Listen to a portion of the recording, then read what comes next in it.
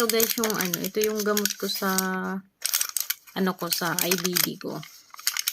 Ayan, may bawas ng dalawa. Ay, dito dalawa ang iniinom ko. Everyday dalawa to. Ayan. Malalaki siya. Ang laki na ito. Dati, ang iniinom ko dito is 4. Yan, yung 4, iinumin ko yan lahat. Dati 4. So, ang hirap. So, napaka-hirap lunukin. Tapos, nung mga, after 1 year, nakita nila na nagbago yung ko.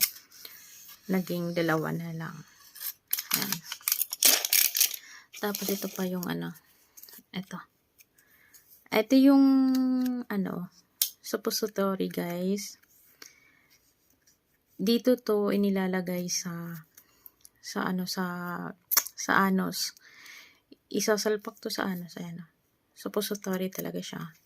Bubuksan, tapos isasalpak sa anus. 2 naman siya.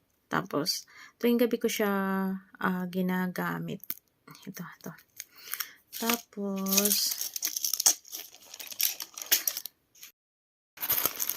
ito. Ayan na siya.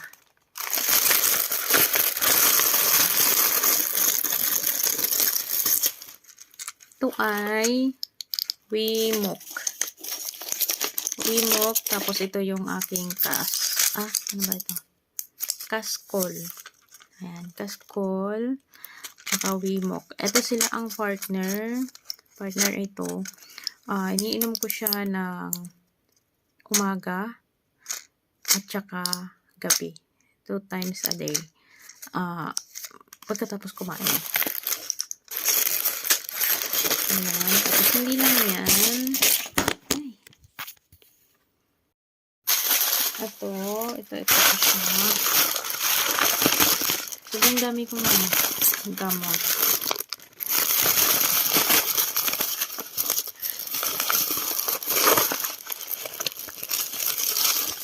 Ayan.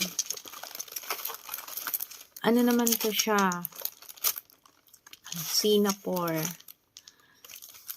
Pagka, yung hindi nakakatay, ito, iinumin ko lang to siya. Sinapore. 2.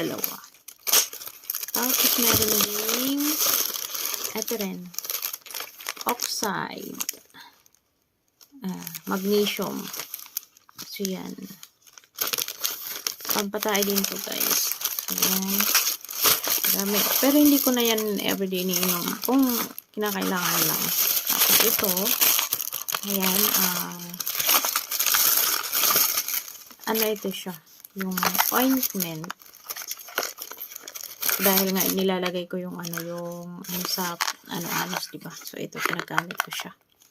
Ayan. Lahat ng gamot ko,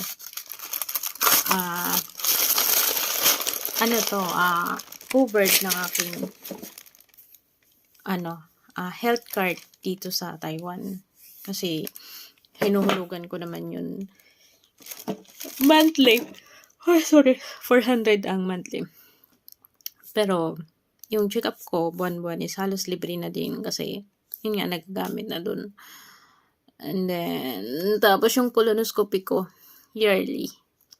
Minomonitor nila. Sobrang dami kong gamot, guys. Kung malapit lang kayo sa akin, yun sa Pilipinas, kasi sa Pilipinas, alam natin na mahirap ang gamot, diba, sa IBD. Kasi sa IBD naman, nakadepende yun kung gaano siya kalala. So, sa akin kasi, malala na din sa akin kasi nga nagsugat na nga, diba, yung puwet, kaya ganyan. Nag-improve lang, kumbaga, gumaling siya sa gamot na binigay sa akin. So, yun lang, guys. Tsaka, iwas din kayo sa mga kinakain. So, thank you, guys. Bye.